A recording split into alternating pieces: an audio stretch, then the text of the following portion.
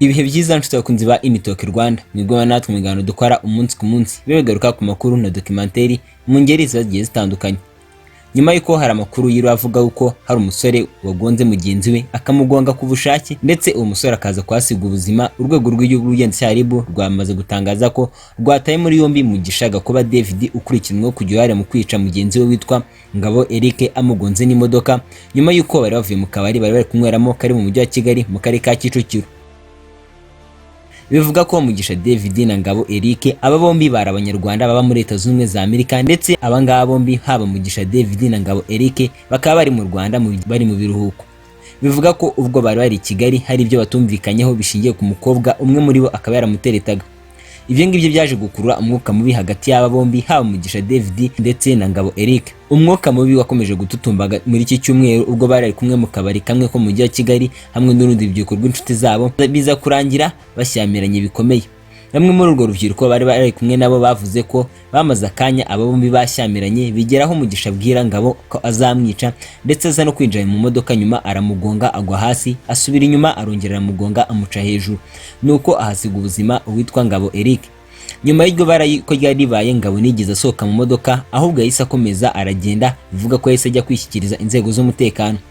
Nyuma haje kuza imbangukiragutabara itwara Ngabo, ariko ababibonye bavuga ko imbangukiragutabara yahageze Ngabo yamaze gushiramo umwuka. Urupfu rw'uwo musore rwakomeje kugaruka cyane ku mbuga nkoranyambaga ha mu rubyiruko rwari ruhari, mu gihe abandi bagaragaza ko Mugisha kwegukanirwa urumukwiye. Gusa amakuru dukesha ikinyamakuru cya Isaniro Empire avuga ko aba bombi bari baziranye, ndetse bakaba barabaga muri group imwe ya WhatsApp, aho bivuga ko uwitwa Ngabo ari we wari admin w'iyo group, nyuma akaza gukuramo David kubera ko David yagaragazaga imico idakwiriye muri iyo group.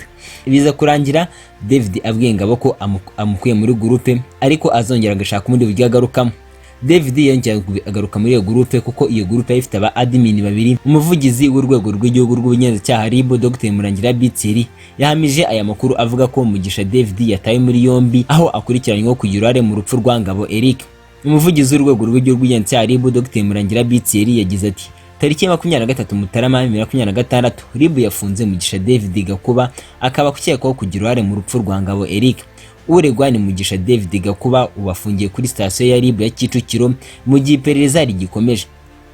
Ubundi ingingo y'107 y'itegeko ryo ku itariki 30 Kanama 2018 iteganya ibyaha n'ibano muri rusange ivuga ko umuntu wica undi abishaka iyo abihamijwe n'urukiko ahanishwa igifungo cya burundu.